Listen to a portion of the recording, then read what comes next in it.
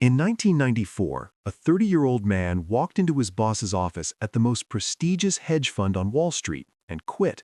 He was making hundreds of thousands of dollars a year. He had a corner office in Manhattan. He had the kind of career that most people spend their entire lives trying to build. And he threw it all away to sell books out of a garage.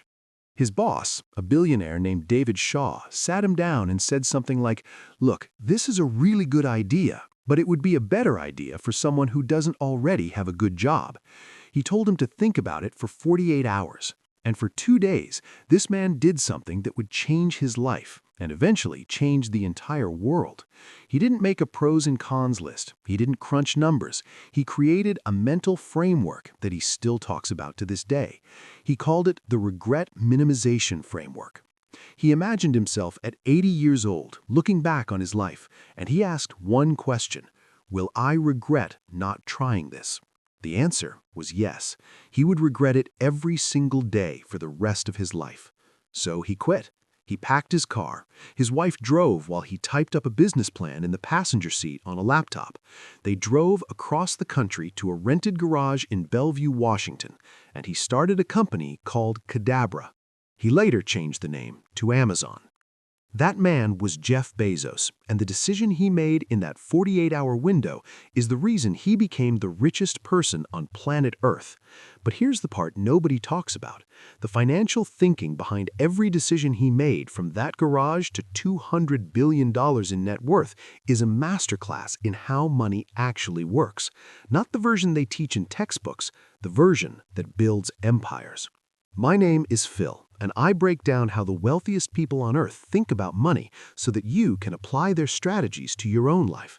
Not theory, not motivation, the actual financial frameworks they used. If you want to understand the money principles that built the most valuable company in history, subscribe and hit that thumbs up, because the decisions Jeff Bezos made over the last 30 years contain more financial wisdom than most MBA programs. Let's break it down. In 1994, Jeff Bezos was a senior vice president at D.E. Shaw, one of the most elite quantitative hedge funds in the world. He was 30 years old. He was on track to become a partner, which would have meant millions of dollars a year guaranteed. His job was literally to find profitable opportunities on the internet, and the opportunity he found was so good that he couldn't let someone else build it. Here's the financial lesson. Bezos didn't take a blind risk. He did something that most people completely misunderstand about wealthy people. He calculated the downside. If Amazon failed, what would happen? He'd be a 30-year-old Princeton graduate with hedge fund experience who would have no trouble getting another high-paying job. The downside was almost zero, but the upside was unlimited. He didn't quit his job because he was fearless. He quit because he understood asymmetric risk. When the potential gain is infinite and the potential loss is manageable, you take that bet every single time. This is the exact same principle behind smart investing. When you put money into an index fund, the most you can lose is what you invested, but the upside over 30 years is 10, 20, 30 times your money. Wealthy people don't avoid risk. They find situations where the downside is limited and the upside is enormous, and then they act while everyone else is still thinking about it. Before there was Amazon Web Services, before there was Prime, before there was Alexa, there was a garage in Bellevue and a man who needed money.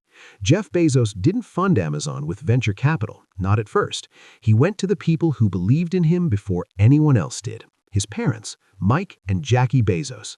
In 1995, they invested $245,573 into their son's online bookstore. That was a massive portion of their life savings. His mother, Jackie, has said in interviews that they weren't betting on the company, they were betting on their son. They didn't understand the internet, they barely understood what he was trying to build, but they trusted him. Now, here's the number that should make your jaw drop. That $245,000 investment is now an estimated $30 billion. Let me say that again. 245,000 became 30 billion. That is one of the greatest single investments in the history of human civilization, and it was made by two parents who just believed in their kid. But there's a deeper lesson here. Before his parents invested, Bezos went to 60 different people and asked them each for roughly $50,000. He told every single one of them that there was a 70% chance they would lose everything. 70%. He didn't oversell, he didn't promise returns. He told them the truth and let them decide. 22 of the 60 said yes. That early round raised about $1 million, and every single one of those 22 people became unfathomably wealthy.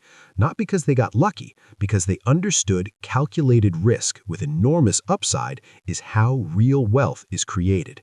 And because they made the decision. The other 38 didn't lose money. They lost the opportunity, which ended up being worth infinitely more. Amazon went public in 1997 at $18 a share, and for the next 7 years, Jeff Bezos did something that made Wall Street absolutely furious. He refused to be profitable. While every other CEO was focused on quarterly earnings and short-term profit margins, Bezos was pouring every single dollar back into the company. He was building warehouses, he was expanding into new product categories, he was investing in technology that wouldn't pay off for years. Wall Street analysts called him reckless. They called Amazon a house of cards. In 2000, a famous investment analyst published a research note titled Amazon.bomb, predicting the company would run out of cash. The stock dropped from $107 to $7. $7, a 93% decline. Most CEOs would have panicked. Most CEOs would have cut costs, fired half the company, and tried to show a profit to stop the bleeding. Bezos didn't blink. He wrote his now famous annual shareholder letter, and the very first one contained a phrase that he has repeated every single year since. It is always day one. He told investors that Amazon would always prioritize long-term value creation over short-term profits, that they would make bold bets, that some of those bets would fail spectacularly, and that the ones that worked would more than pay for the ones that didn't. Here's the financial principle that most people miss. Bezos understood that one massive winner pays for dozens of losers. This is the exact same principle behind index fund investing. In any given year, most stocks in the S&P 500 actually underperform the index. The entire gain comes from a small number of enormous winners that pull the average up. You don't need to be right about everything. You need to be right about a few big things, and you need to give them enough time to play out. Bezos didn't get rich by being right every time. He got rich by being patient enough to let his best decisions compound for decades. That takes us through the first decade, but what Bezos did in the second decade is where the real money was made. The next chapter is the single most brilliant financial move in business history, and almost nobody saw it coming. Stay with me. In the early 2000s, while everyone was focused on Amazon selling books and DVDs, Bezos was quietly building something on the side. Amazon's website needed massive computing power to handle millions of transactions, so Bezos built server infrastructure, lots of it. And then he had an idea that nobody else in the room understood at first. What if we rented our extra computing power to other companies?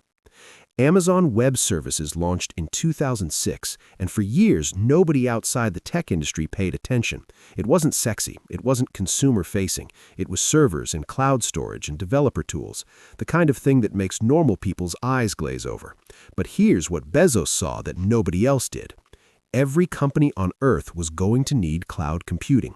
Every startup, every bank, every hospital, every government agency.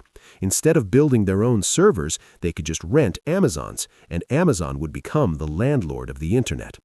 Today, AWS generates over $90 billion a year in revenue. It has operating margins of roughly 30%. That means it produces about $26 billion in profit per year from a side project. AWS alone is worth more than most companies on the planet. It's worth more than Netflix. It's worth more than Nike. It's worth more than Goldman Sachs. And it exists because Bezos understood a financial concept that you can apply to your own life right now. Build assets that produce income while you sleep. The wealthy don't trade time for money. They build systems, businesses, and investments that generate revenue without their direct involvement. AWS is the corporate version of what index fund investors do on a personal level. You put money into the machine once, you let it compound, you don't touch it, and 20 years later it's producing more than you ever could by working. Here's the concept that ties every Bezos decision together, and it's the concept that made him the richest person in history, the flywheel. Bezos drew it on a napkin in 2001. The idea is simple, but the execution is ruthless. Lower prices attract more customers. More customers attract more third-party sellers. More sellers expand the product selection. More selection attracts more customers. More customers create more volume. More volume reduces costs. Lower costs allow even lower prices, and the cycle accelerates. Every single dollar Amazon earned didn't get pulled out as profit. It got fed back into the flywheel. More warehouses, faster shipping, better technology, lower prices. Every cycle made the next cycle spin faster. This is compound interest applied to an entire business. The same force that turns $300 a month into $1.9 million over 40 years is the same force that turned a garage bookstore into a $2 trillion company. And Bezos added fuel to the flywheel with one of the most aggressive customer acquisition strategies in business history, Amazon Prime. When Prime launched in 2005, it cost $79 a year for free 2-day shipping. Internally, the numbers didn't work. Amazon was losing money on every Prime member. Every financial analyst said it was unsustainable, but Bezos understood something they didn't. Once a customer pays $79 for a membership, they buy everything from Amazon to justify the cost. Their purchase frequency doubled. Their annual spending nearly tripled. The short-term loss became the ultimate long-term lock-in. Today, there are over 200 million Prime members worldwide, each paying $139 a year. That's roughly $28 billion in annual membership revenue, from a program that everyone said would fail. The lesson is this. Sometimes the smartest financial move looks like a terrible idea to everyone else. If you understand the second and third order effects, the long-term math, and you have the patience to wait, you will beat everyone who sees the first order cost. Here's what's surprising about the richest person on the planet. For decades, Bezos was famously frugal. He drove a Honda Accord until Amazon was worth billions. His desk at Amazon's first office was a door with legs bolted on because it was cheaper than buying a real desk. He institutionalized that frugality into Amazon's culture. The door desks became a company symbol. Executives didn't fly first class. Offices were intentionally basic. Now, Bezos has obviously upgraded his lifestyle since then. He owns a $400 million yacht, multiple mansions, and a space company. But the principle that built the wealth is worth studying. For the first 15 years of Amazon's existence, Bezos lived well below what he could have afforded. Every dollar he didn't spend on himself went back into the flywheel, back into the compounding machine. He understood something that most high earners never learn. The money you don't spend today is worth exponentially more in the future. This is the gap principle applied at the highest level. Your wealth is not determined by what you earn. It's determined by what you keep and where you put it.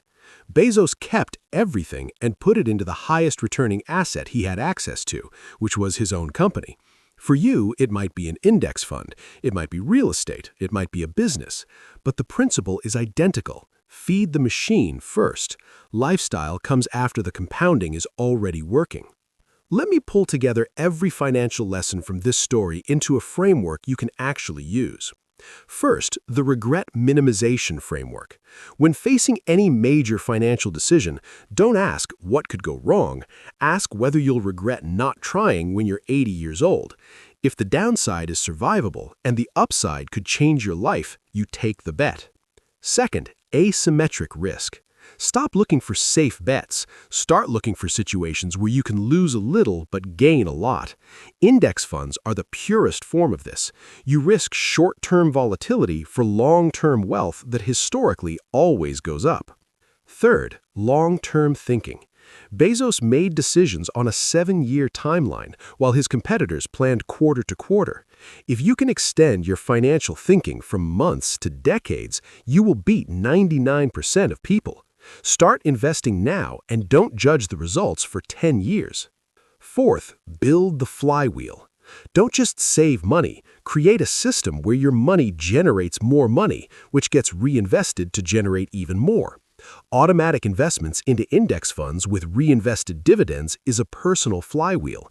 Every month, it spins faster. Fifth, feed the machine before feeding your lifestyle. Bezos drove a Honda while building a trillion-dollar company. Live below your means and put the gap to work. The compounding will eventually give you a lifestyle that your current salary never could. Jeff Bezos didn't become the richest person on Earth because he was lucky. He became the richest person on Earth because he understood how money compounds. He took asymmetric risks, he thought in decades instead of days, and he fed the machine before he fed himself. Every single one of those principles is available to you right now. You don't need a garage in Bellevue. You don't need $245,000 from your parents. You need a brokerage account, an index fund, automatic monthly investments, and the patience to let time do what it did for Bezos. So tell me in the comments, which lesson from Bezos hit the hardest for you? Is it the asymmetric risk, the long-term thinking, the flywheel?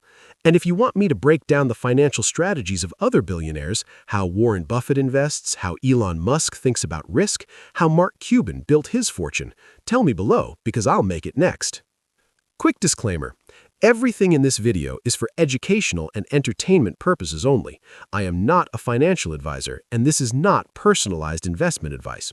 Always do your own research before making any financial decisions. I'll see you in the next one.